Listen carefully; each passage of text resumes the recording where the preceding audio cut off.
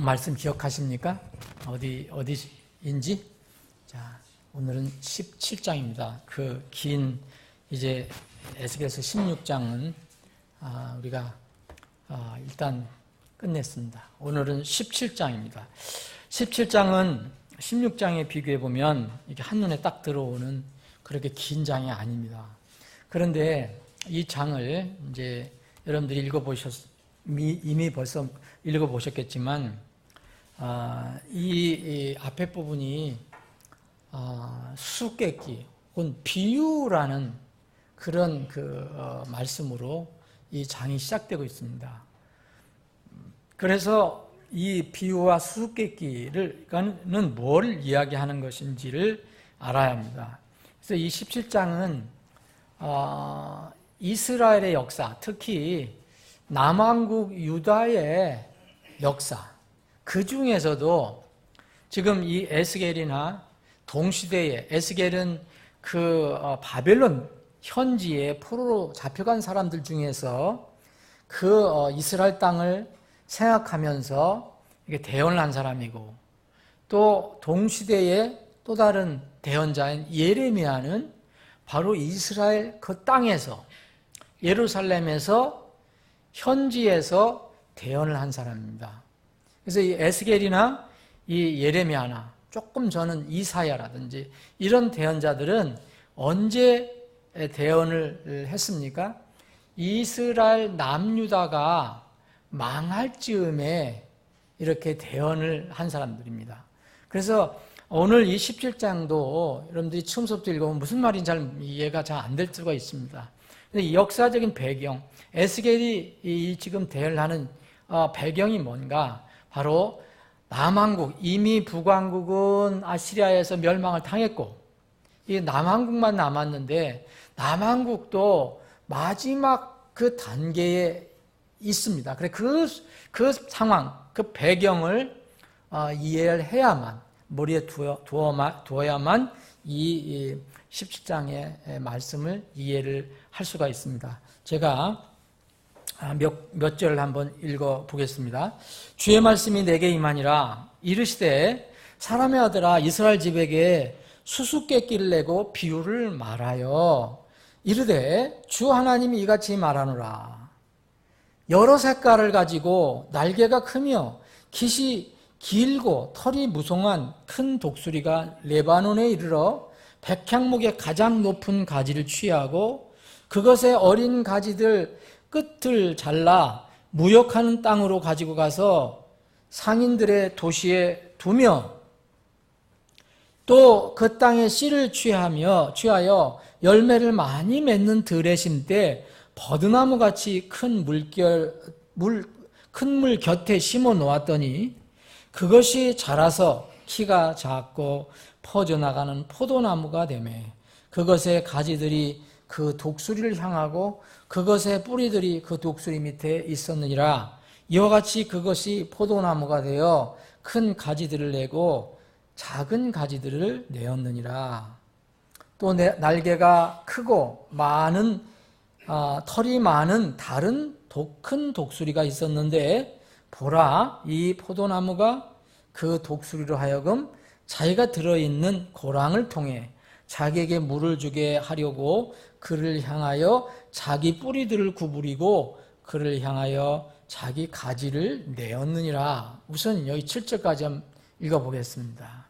여러분 정말 수수께끼 같죠? 수수께끼예요. 자, 하나님께 수수께끼를 냈습니다. 자, 여러 색깔을 가지고 날개가 크고 깃이 길고 털이 무성한 정말 큰 독수리, 그리고 또 다른 크고 털이 많은 큰 독수리, 가장 높은 가지, 또 그 땅에 씨를 취했다, 뭐 이런 이야기들이 계속 나옵니다. 이 말씀을 이해를 하려면 다시 한번 말씀드리면 에스겔은 하나님의 말씀을 대언을 했는데 누구를 향한 겁니까? 이스라엘 백성을 향한 것이죠. 근데 이스라엘이 당초에 하나님께로부터 이제 심판을 완전히 선언을 받고 어느 나라에 이제 포로로 끌려갈 것이다. 그런데 하나님께서 정하신 기간이 있었어요. 그 정하신 기간에 이 이스라엘 사람들은 순종하면서 그 지내야 되는데 이스라엘 사람들은 그것을 받아들이기가 어려웠던 거예요. 하나님께서는 포로로 끌려간 이스라엘에게 하나님께서 포로에서 되돌리실 때까지 일단 바벨론에 일단 정착해서 살라고 명령을 하셨어요. 이게 예레미야 29장을 보면 그런 명령이 나와요. 다 이스라엘 백성에게 전했습니다. 그런데 이스라엘은 이 하나님께서 바벨론에 일단 가서 정착을 하라. 바벨론을 너희들의 보호 어떤 처로 삼아라. 그렇게 하셨는데 이 이스라엘 백성은 하나님 말씀을 무시하고 이 바벨론을 대적하는 정책을 핍니다. 이 말씀을 제가 생각하면서 이 시대에 우리가 살고 있는 이 시대의 한국의 우리 조국의 어떤 상황도 꼭 같지 않지만은 정말 아주 당시 약소국가였던 이 이스라엘을 둘러싸고 있었던 당시 열강들의 그런 어떤 패권 다툼. 우리도 지금 사실 다 열강이 둘러싸여 있어요. 우리가 경제적으로는 세계적으로 많이 커졌지만 덩치로 보나 무슨 군사력으로 하나 보면 우리는 다 열강으로 둘러싸여 있거든요. 자, 중국, 소련은 없었지만 러시아, 그리고 일본, 또 멀리 미국, 다 둘러싸여 있습니다.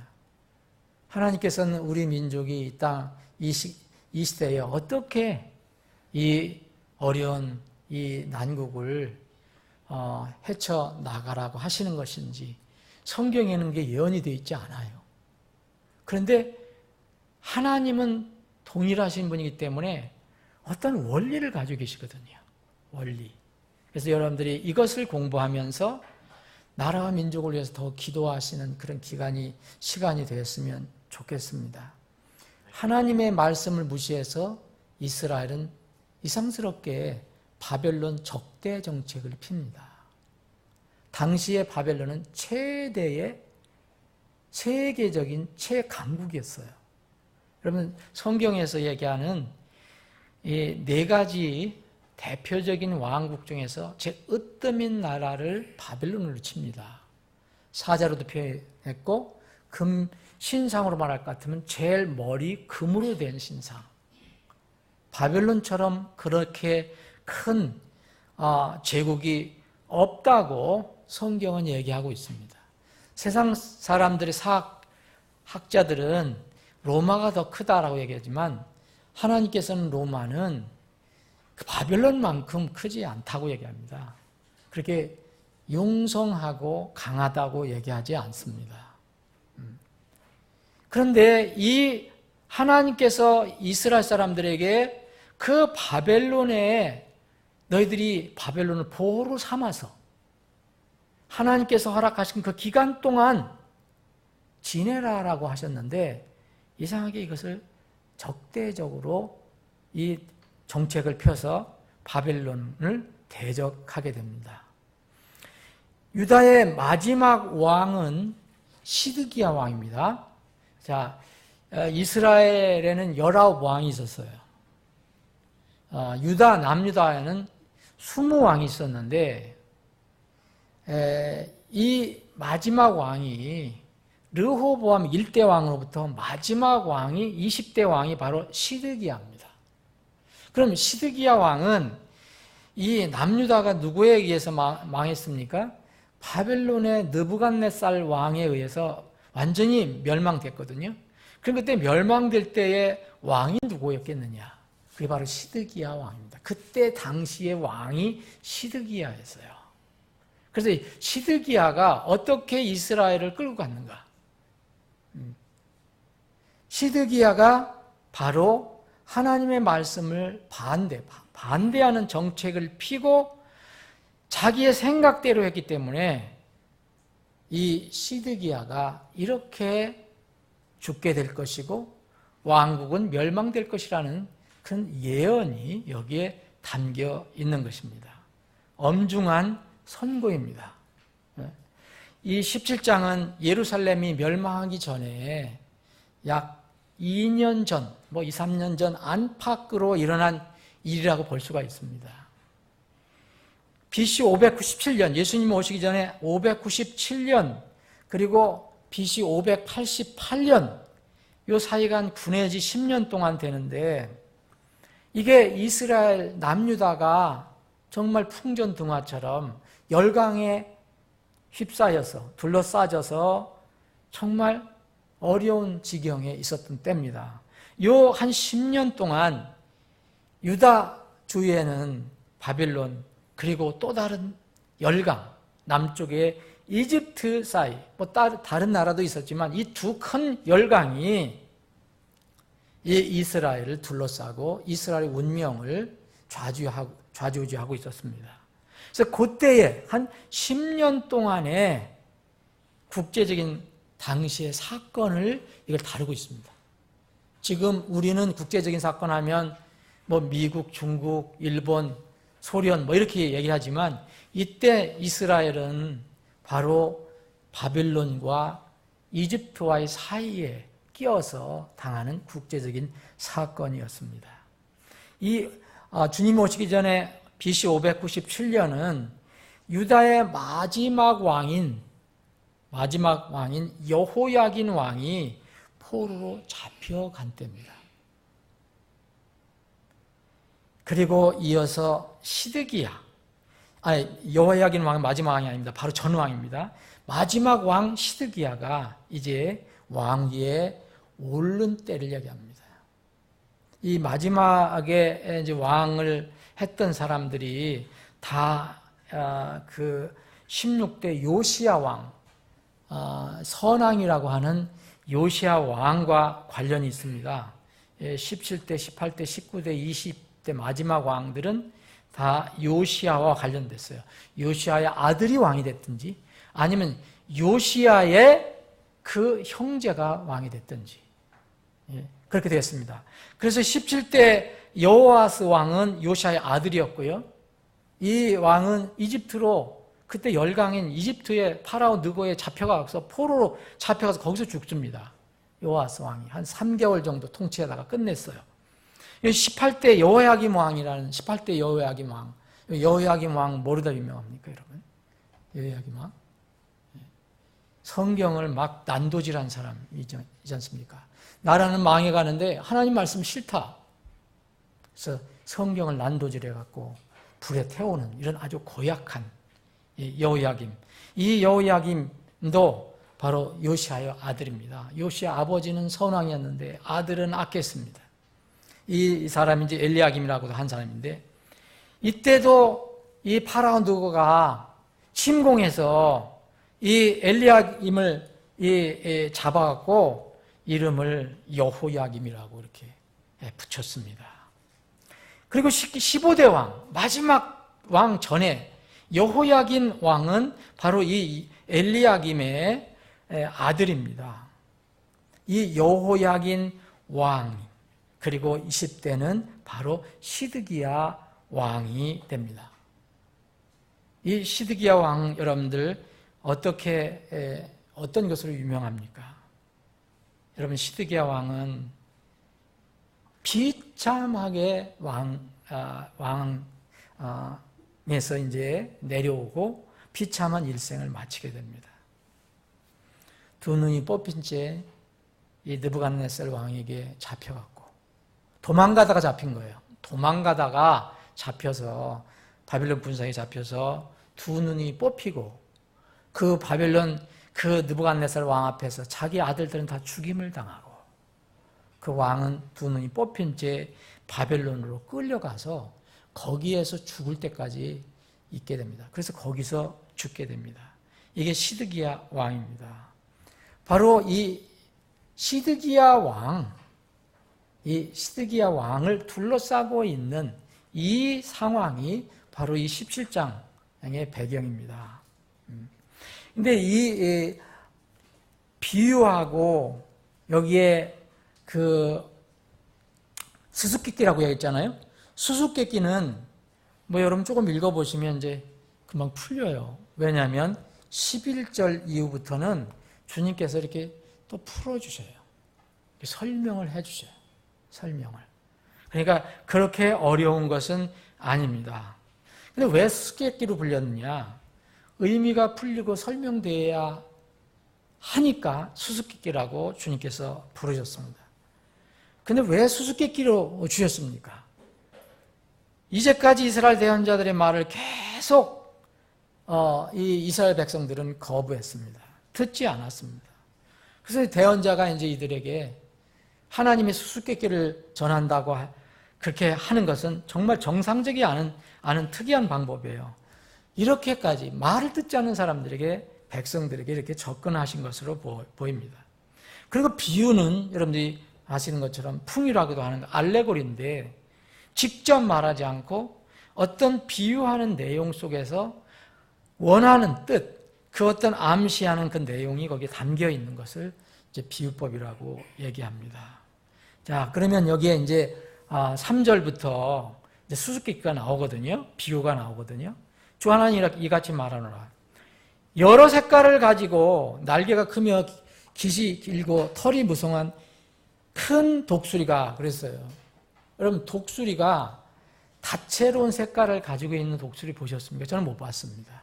공작은 그런 게 있지만 다채로운 색깔을 가지고 있는 독수리는 없어요.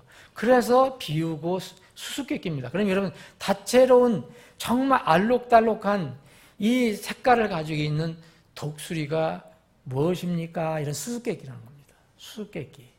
이 수수께끼는 누구일까요?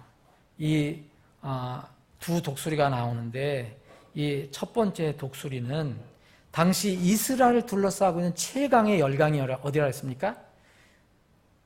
바빌론입니다. 그래서 바벨론의 느부갓네살 왕을 이렇게 수수께끼로 말씀해 주신 겁니다. 수수께끼로. 자, 그럼 왜 독수리라고 했냐? 원래 다니엘서에 보면 이 네 가지 짐승을 얘기할 때는 사자로 얘기해요. 바빌론은, 느부갓네살은. 그런데 여러분들 거기에 보면 이제 날개가 달린 사자라고 얘기했습니다. 날개가 달린. 독수리의 날개를 가진 사자. 독수리도 됩니다. 그래서 이 독수리, 그리고 예레미야에도 바로 독수리를 느부갓네살, 곧 바벨론을 지칭하는 것으로 사용하고 있습니다. 큰 날개들과 깃이 길고 정말 털이 무성하다. 이거 무엇을 수수께끼를 낸 것일까요? 큰 날개라는 것은 뭔가 크고 힘이 있다는 거고, 또 길다는 것도 무슨 능력이 있다는 그런 거, 넓고. 그런데 이 바빌론이 당시에 점령했던 지역을 상징적으로 얘기하는 겁니다. 엄청난 지역을 점령하고 있었습니다. 털이 무성하다는 것은 느부갓네살은 사실 갈대아 민족이 이제 이 지역이 바빌론 그 갈대아 민족인데 이 갈대아 민족으로만 다 돼 있는 게 아니에요. 이 느부갓네살 왕이 통치했을 때의 바빌론은요, 수많은 나라들, 수많은 민족들이 있었어요. 그래서 털이 무성하다라고 이렇게 표현을 한 것으로 보입니다. 그럼 날개가 여러 개인데 여러 색깔, 또 날개 여러 색깔, 그 다채로운 색깔이라는 것을 뭘 얘기할까? 여긴 특별히 여러분 우리가 얘기할 때 나라를 얘기할 때도 우리 표현하지만 더 강하게 표현하는 것은 뭐냐면 어떤 인종을 얘기할 때 아주 다양한 색깔을 가지고 있다고 얘기합니다. 민족을 얘기할 때, 그때 당시 바벨론은 자, 지금으로 말할 것 같으면 흑인, 백인, 또 황인 다 포함되어 있었어요. 각 민족을 다 당했어요. 그래서 거대한 바벨론 조국에 소속된 여러 다양한 민족들을 의미합니다. 이게 바로 이 독수리로 표현된 느부갓네살입니다. 바로 바벨론 왕 느부갓네살을 이야기합니다. 근데 독수리가 레바논에 이르러 백향목의 가장 높은 가지를 취하고 그랬어요. 레바논은 이것도 굉장히 상징적인 용어인데, 여러분 이스라엘에 관련된 어떤 건축, 성전이든 하나님의 집이든 무슨 집을 지을 때 가장 많이 쓰이는 그 나무가 레바논의 백향목입니다. 레바논의 백향목.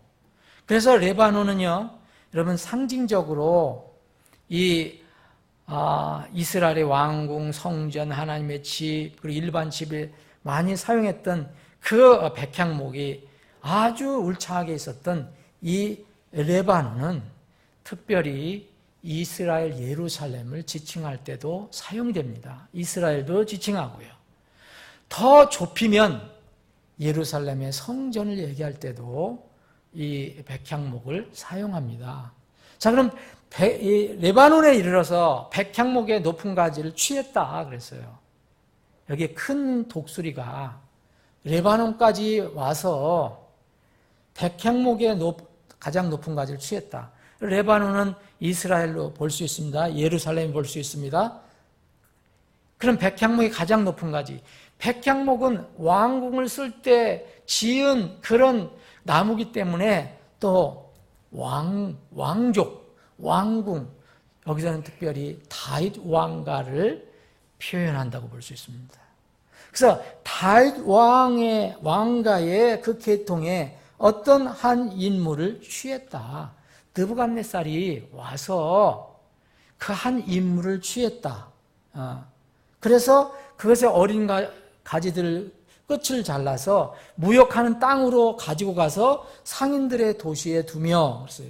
여러분 3절 4절이 이제 마지막 19대 20대 왕에 해당되는 겁니다. 자, 여호야긴 왕이 19대 왕인데 여호야긴 왕도 그 바벨론을 대적을 했어요. 그래서 바벨론에 느부갓네살이 왕이 와서 공격을 합니다. 이때 여호야긴 왕이 잡혀요. 그래서 끌려가요. 3차 포로로 끌려가잖아요. 그 1차, 2차, 3차 했었잖아요. 그래서 이 여호야긴 왕이 포로로 끌려가게 됩니다. 자, 그 얘기가 봐요.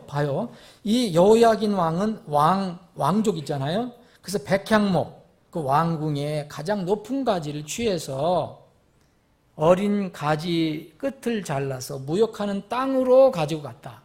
상인들의 도시에 두었다. 여호야긴 왕은 거기에 계속 있다가 죽습니다. 볼모로 잡혀간 거예요. 거기로 볼모로 잡혀갑니다. 자, 열강인 당시의 최고의 나라가 약한 이스라엘에게 와서 왕위를 피하는 거예요. 우리나라 조선시대도 그런 비슷한 게 있었잖아요.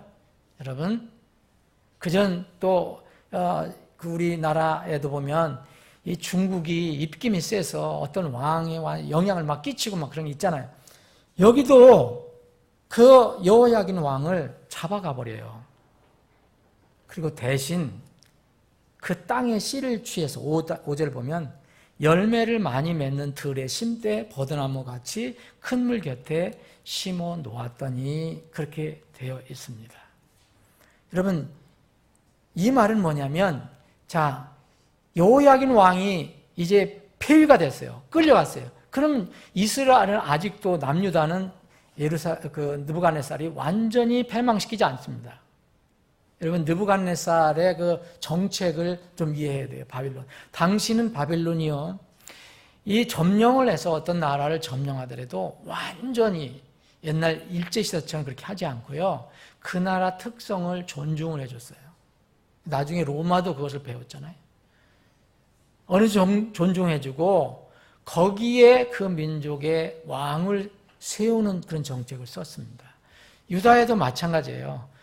유다를 완전히 점령한 속국이었지만 그 왕을 폐하고 무슨 총독만 만들어 놓은 게 아니라 그 왕을 그 이스라엘 사람으로 세웠습니다. 근데 마음대로 한 거지. 자기들 마음대로. 그 바벨론에 아주 순종하라는 그런 차원으로 그런 왕을 세웠습니다. 그래, 그 땅의 씨라는 것은 바로 예루살렘. 그 왕의 씨를 이제 취해서 이제 좋은 환경 속에 심어 놓았다. 그렇게 되었습니다. 그래서 6절에 보면 이것이 키가 작지만 포도나무가 돼갖고 그 독수리를 향하고 그 뿌리들이 독수리 밑에 있었느니라. 그럼 이게 무슨 뜻입니까? 그 처음에 그 마지막 시드기야 왕이 이 세워짐을 받았어요. 초창기에는 바벨론 느부갓네살 왕에 순종하면서 그 뿌리를 거기다 두고 그렇게 지냈어요. 근데 왜 이스라엘이 망한지 아셨습니까? 이게 이렇게 계속했으면 안 망해요. 하나님께서 허락하신 동안은. 그런데 이게 다시 정책이 바뀐 거예요. 시드기야가 말씀드린 것처럼 바벨론의 적대 정책으로 확 돌아섭니다. 그것을 바벨론에 있었던 이 에스겔과 예루살렘에 있었던 그 예레미야가 하나님 말씀을 대언한 거예요. 그렇게 하면 안 된다. 하나님께서 허락하시는 기간 동안은 바벨론에 뿌리를 대고 있어라. 그게 바로 예레미야의 대언한 거, 에스겔의 대언한 겁니다. 이게 뭐 사대주의로 당시에 그래서 이 예레미야는요 당시에 오해를 받아서 너는 적과 내통하는 자다. 그래서 잡혀갖고 큰 감옥에 갇히기도 해요. 참 뭔가 이 시대하고 뭔가 좀 유사한 뭐가 있어요. 바벨론의 느부갓네살 왕은 이렇게 관용적인 정책을 취했거든요. 그래서 그 시드기야를 왕으로 세웁니다. 이 시드기야는 누구냐? 여호야긴의 숙부예요. 요시야 왕의 어떤 형제예요. 그래서 그 시드기야를 마지막 왕으로 세운 겁니다. 근데 시드기야는 원래 시드기야라는 이름을 받은 게 아니고 원래는 이 이름이 달랐습니다. 달랐는데 놀랍게도 이 누가 이름을 붙여줬느냐면 바벨론의 느부갓네살 왕이 붙여줬어요. 시드기야라는 이름은 참 좋은 이름이에요. 하나님과 관련된 이름이에요. 그건 놀라운 거예요. 근데 이제 우리 뒤에 보면 이제 이해가 되는 부분이 있습니다.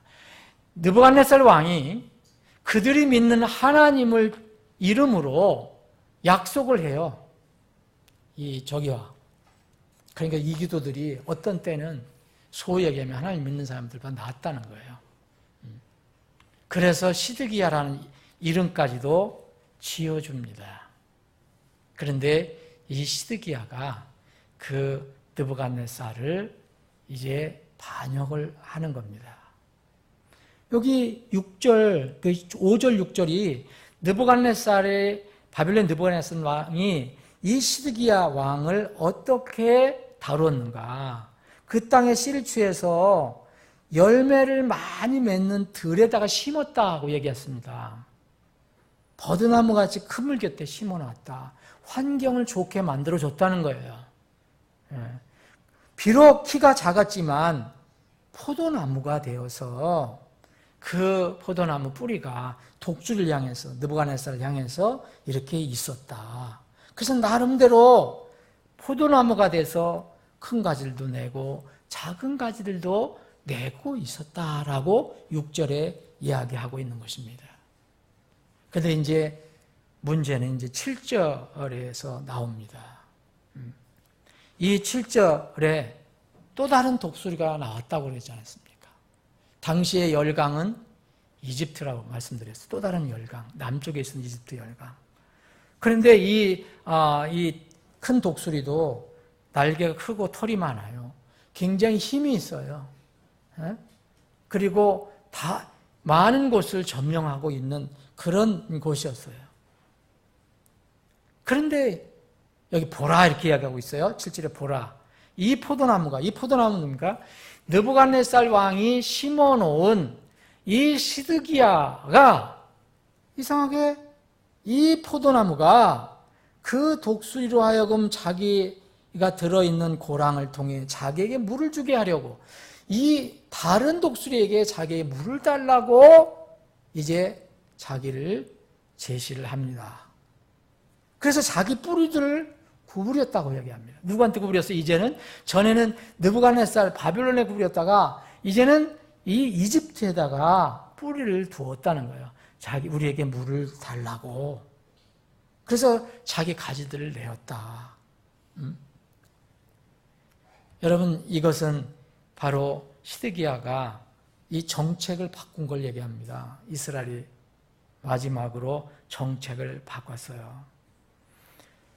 이 시드기야가 왕으로 세워졌을 때는 느부갓네살 왕이 좋은 환경을 만들어 줬거든요. 비록 속국이었지만 이 느부갓네살의 관영 정책에 힘입어서 잘 통치를 할 수 있었어요. 만약 시드기야가 하나님께 정하신 대로 정하신 기간 동안 느부갓네살 왕에게 맹세한 대로 그에게 충성했다면 이스라엘이 어떻게 됐는지, 남유다는 어떻게 됐는지 많이 바뀌었을 것입니다. 이건 뭐 상상이지만 그런데 반역을 했습니다. 느부갓네살 왕이 왜 시드기야를 심었습니까? 여호야긴을 볼모로 잡아갖고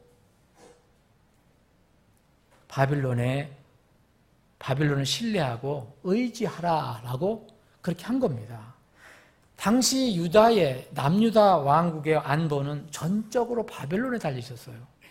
하나님도 그걸 인정하셨고, 하나님께서 바벨론을 사용하셨고, 하나님 이집트를 이때 이스라엘을 위해서 쓰신 건 아니에요. 이스라엘 징계하기 위해서는 이집트를 쓰셨지만, 이 바벨론을 유다의 안보를 위해서 쓰셨어요.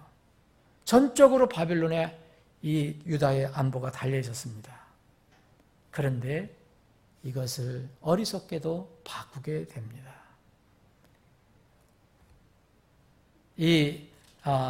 또 다른 큰 독수리라고 한 이집트는 물론 당시에 힘이 있었지만 기울어가는 왕국이었어요. 기울어가는 왕국. 그래서 이집트와 바빌론이 팽팽하게 이렇게 부딪혔지만 결국 이집트 파라오가 느부갓네살 왕에게 완전히 패배를 하게 됩니다. 그런데 이런 파라오에게 앞으로 어떻게 될지도 모르니 파라오에게 이 이스라엘은, 이 시드기야 왕은 이 느부갓네살을 반역을 하고 이 느부갓네살을 쫓아내라고 이 이집트에게 요청을 하게 됩니다. 이게 영적 분별력도 없고 어리석은 그런 행동이죠. 왜 이것이 어리석은 행동이었습니까? 이미 하나님의 대언자들은 그렇게 해서는 안 된다라고, 너희들은 정해진 기간에 바벨론에게 이제 바벨론 의지하라고 말씀하셨는데 이걸 거꾸로 그렇게 했습니다. 포도나무꽃 유다는 이집트를 향해서 뿌리를 뻗치기 시작했고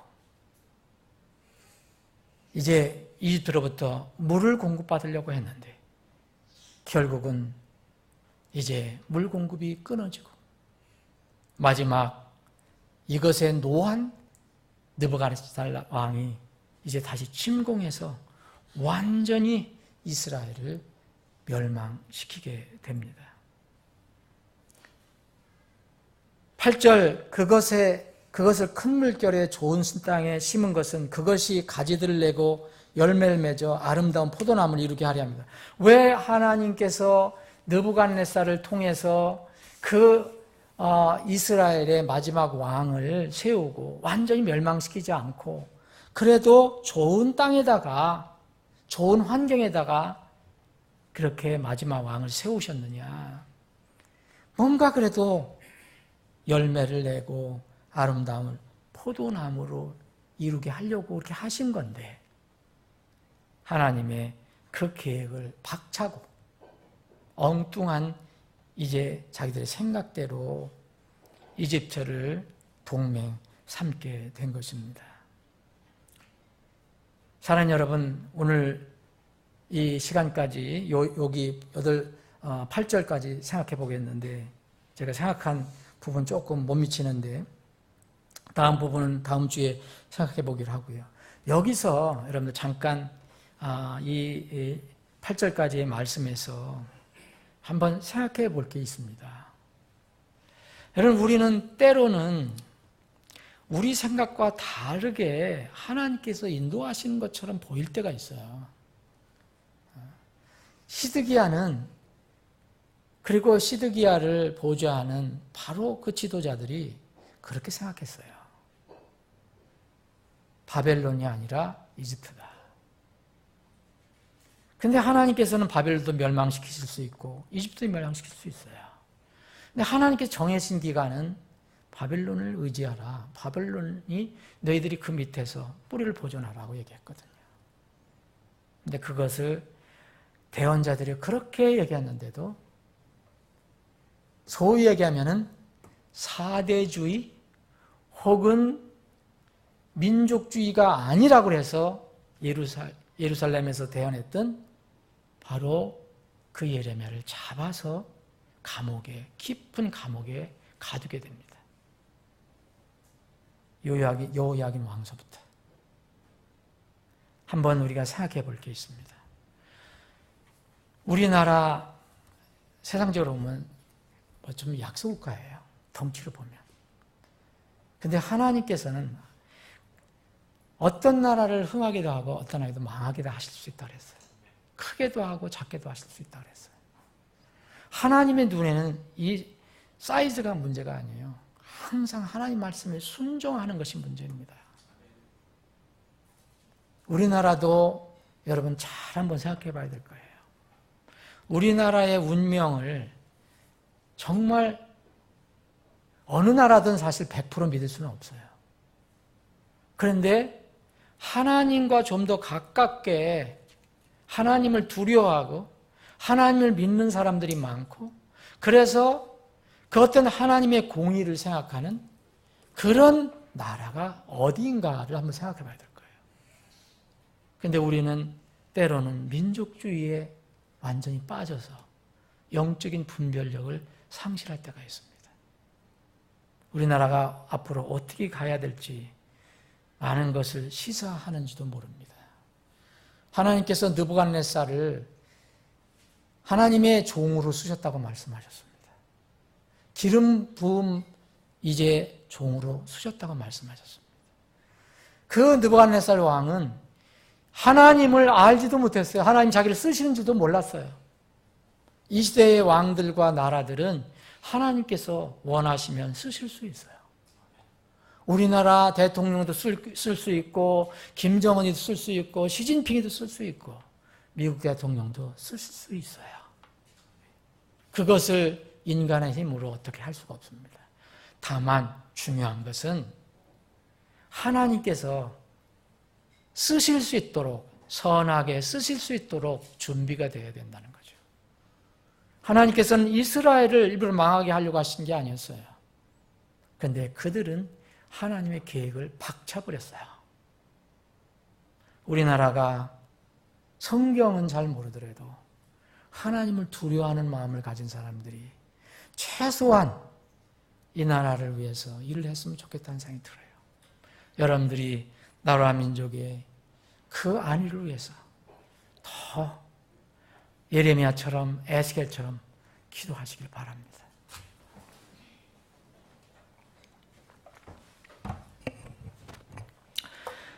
아버지 하나님, 오늘 3일 저녁에 하나님 집에 나와서 비록 적은 수지만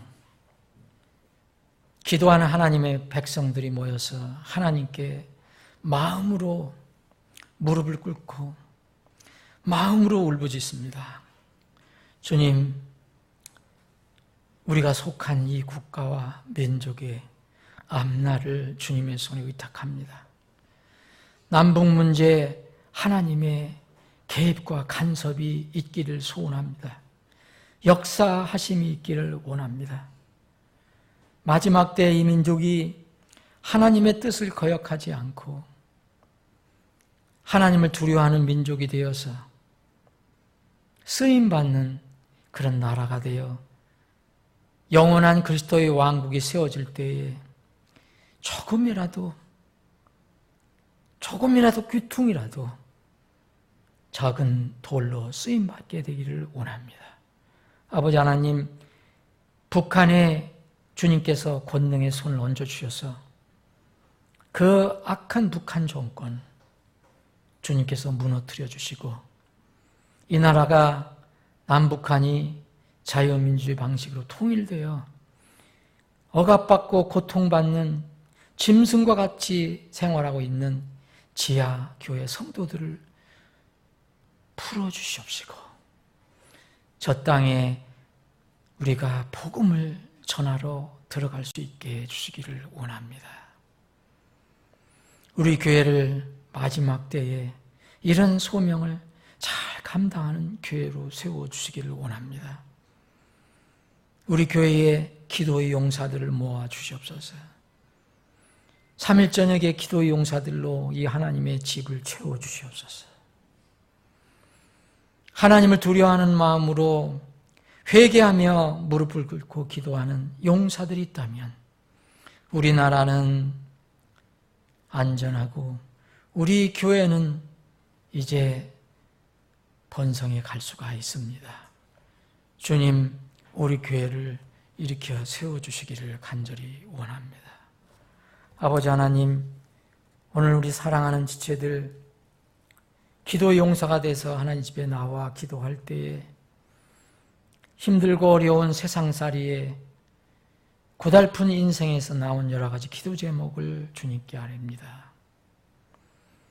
다른 지체들을 위해서, 다른 이웃들을 위해서 기도하는 기도 제목이 있고 또 우리 자신 스스로 위한 기도 제목도 있습니다.